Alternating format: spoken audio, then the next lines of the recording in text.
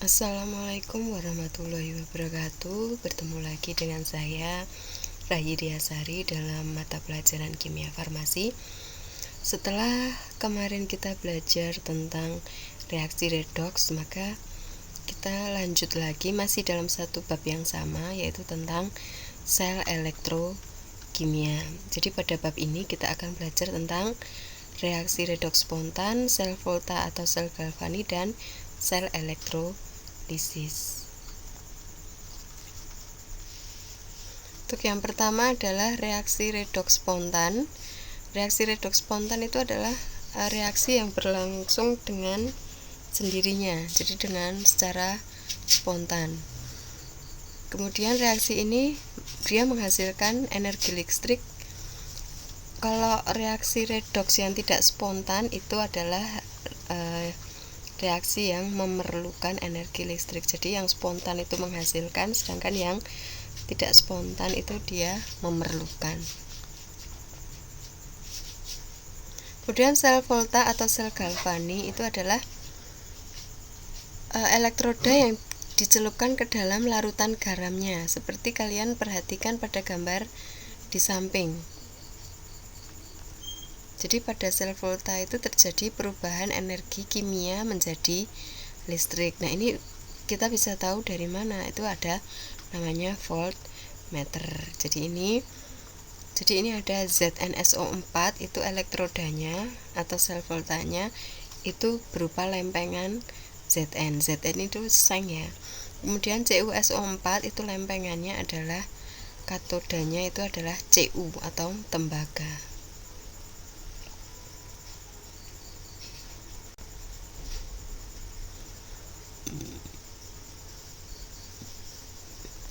Untuk diagram sel itu adalah susunan sel Volta yang dinyatakan dalam notasi singkat. Yang perlu diingat adalah logam itu bertindak sebagai katode dan anoda harus ditentukan sebelum menentukan diagram sel. Jadi untuk menentukan katode anoda itu adalah yang mengalami oksidasi itu adalah anoda, yang mengalami reduksi itu adalah katoda. Jadi ada singkatannya karet. Oh, katoda itu yang mengalami reduksi. Ingat ya, karet, katoda, reduksi, otomatis anoda, oksidasi. Cukup diingat yang karet itu aja.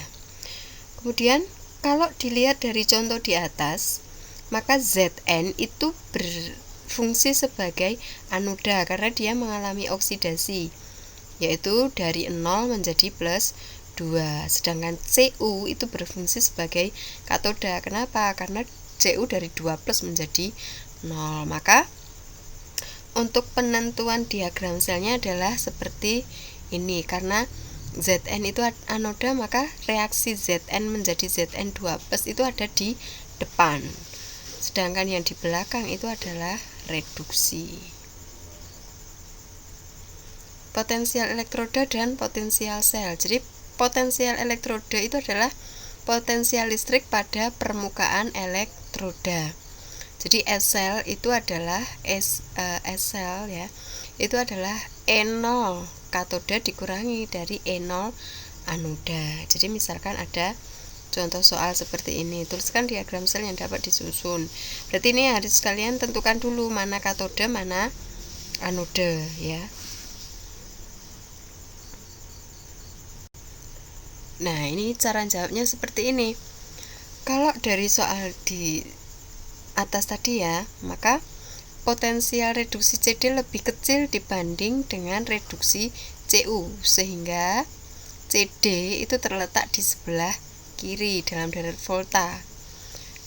Karena dia ada di sebelah kiri, maka dia lebih mudah teroksidasi dibanding Cu. Dengan demikian CD bertindak sebagai anoda, atau karena dia mengalami oksidasi, dan Cu bertindak sebagai katoda yang mengalami reduksi. Sebenarnya ini bisa kalian singkat itu kalau kalian coba-coba. Kalau dibalik itu yang paling kecil yang mana, atau kalau sama-sama min sama min berarti min yang paling besar yang mana, itu bertindak sebagai anoda. Seperti itu. Kalau sama-sama plus berarti yang plusnya yang paling banyak itu yang yang sisa anoda. Di sini nanti kalau di E selnya itu hasilnya harus plus. Kenapa harus plus? Karena plus itu menandakan dia bisa reaksi. Kalau tidak plus maka dia reduksi. Jadi kalau E selnya yang paling kecil itu adalah anoda. Dilihat dari tadi ya, di data awal tadi. Jadi begini cara mengerjakannya. Jadi harus kalian tentukan dulu mana anoda, mana katoda. Kalau lupa teorinya ya kalian ingat-ingat aja yang angkanya paling kecil itu ada di anoda. Karena apa? Karena selnya harus positif. Nah, sedangkan sel elektrolisis itu adalah peruraian suatu elektrolit karena adanya listrik atau adanya arus listrik. Kalau tadi dari kimia menjadi listrik, kalau ini adalah listrik menjadi kimia, namanya sel elektrolisis. Ini adalah gambar penampang sel elektrolisis. Untuk penerapan sel volta dalam kehidupan sehari-hari itu ada yang pertama sel kering karbon seng, itu maksudnya adalah batu baterai itu. Kemudian untuk sel aki itu aki motor atau motor kendaraan itu ya ada juga. Kemudian baterai litium, biasanya baterai litium itu digunakan untuk baterai ponsel. Cara kerja dan reaksi dalam elektrolisis. Jadi elektrolisis itu adalah dua elektrode, yaitu anoda dan katoda, itu dicelupkan ke dalam larutan elektrolit dan dilengkapi sumber arus listrik. Sumber arus listrik tersebut memompa elektron ke katode dan ditangkap oleh kation atau ion positif, sehingga pada permukaan katode terjadi reduksi pada kation. Pada saat yang sama, anion atau ion negatif itu melepaskan elektron. Elektron ini dikembalikan ke sumber listrik melalui anoda. Katoda ini adalah kutub negatif, sedangkan anoda itu adalah kutub positif. Di katoda itu terjadi reaksi reduksi, tadi ya karet, katoda reduksi, sedangkan anoda adalah reaksi oksidasi. Spesies yang mengalami reduksi di katoda itu adalah spesies yang elektrodanya lebih positif atau angkanya lebih besar gitu. Dan sedangkan spesies yang mengalami oksidasi adalah spesies yang mempunyai potensial elektroda lebih negatif. Nah, ini adalah reaksi elektrolisis pada katoda dan anoda dalam reaksi elektrolisis.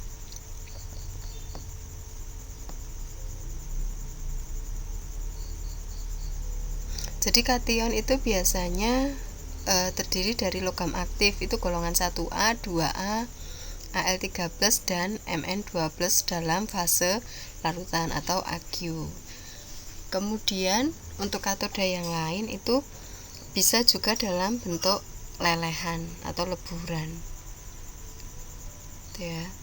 Kemudian sedangkan di anoda itu ada anoda inert dan anoda tak inert. Kalau anoda inert itu contohnya platina, karbon, dan aurum. Aurum itu emas, C itu karbon.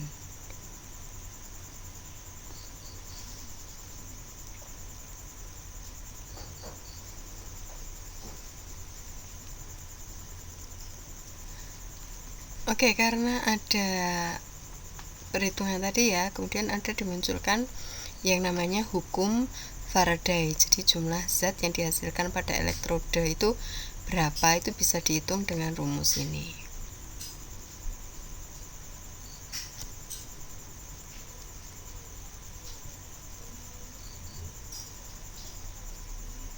Nah, ini adalah contoh-contoh soalnya, kalian coba perhatikan. Nanti kalau ada pertanyaan bisa ditanyakan langsung ke saya.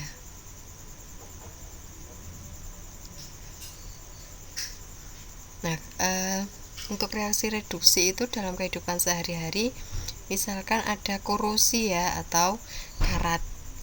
Jadi korosi atau karat biasanya pada besi itu terjadi karena ada interaksi antara besi dengan oksigen, uap air atau air dengan zat elektrolit seperti asam, basa, atau garam. Korosi itu merupakan reaksi redoks antara logam dengan zat lain yang menghasilkan senyawa yang tidak dikehendaki. Misalnya korosi besi atau berkarat ya. Karat itu kan, jadi besi sama karat besi itu adalah dua hal yang berbeda. Nah, ini adalah cara-cara pencegahan korosi. Jadi ada pengecatan, ada mengelumuri dengan oli, itu kan tujuannya untuk melindungi besi itu dari interaksi dengan zat yang tadi ya, oksigen, air atau asam basa dan seperti itu. Untuk perlindungan itu ada perlindungan mekanis dan elektrokimia. Mekanis itu yang paling gampang lah, pengecatan, dilumuri dengan oli, dilapisi dengan seng, timah, atau dibungkus dengan plastik. Pasti kalian sering mengamati. Kemudian untuk elektrokimia itu contohnya adalah menghubungkan logam besi dengan logam pelindung yang punya selnya lebih kecil. Ini biasanya dibuat secara skala pabrik gitu ya. Nah, kalau biasanya yang digunakan sebagai pelindung itu adalah magnesium. Kemudian ini ada pencegahan korosi aluminium. Selama ini saya yakin aluminium itu kan tidak berkarat gitu ya. Sebenarnya salah ya. Aluminium itu sebenarnya adalah logam yang lebih aktif dari besi. Jadi dia lebih mudah berkarat sebenarnya, tapi dia mempunyai sifat yang lebih tahan terhadap karat. Ini kenapa? Karena aluminium yang berkarat itu dia akan membentuk aluminium oksida Al2O3 dengan cepat. Nah, Al2O3 ini mencegah perkaratan berlanjut. Jadi begitu membentuk Al2O3, perkaratannya langsung berhenti karena Al2O3 ini secara langsung melindungi aluminiumnya, seperti itu. Jadi jangan salah ya, sebenarnya aluminium itu lebih mudah berkarat dibanding besi tapi dia punya sifat istimewa, seperti itu. Oke. Demikian pertemuan kita kali ini. Materi ini silahkan dicatat pada buku, tidak usah difoto dan diupload, tidak usah. Ini sebagai pegangan kalian aja untuk belajar. Nanti saya beri soal mengenai ini, jadi kalian bisa buka-buka lagi seperti itu. Dan kalau saya meminta catatannya juga langsung sudah siap seperti itu ya. Oke, terima kasih atas perhatiannya. Selalu jaga kesehatan. Kita selalu berdoa supaya virus ini cepat berlalu ya, sehingga kita bisa belajar secara tatap muka lagi.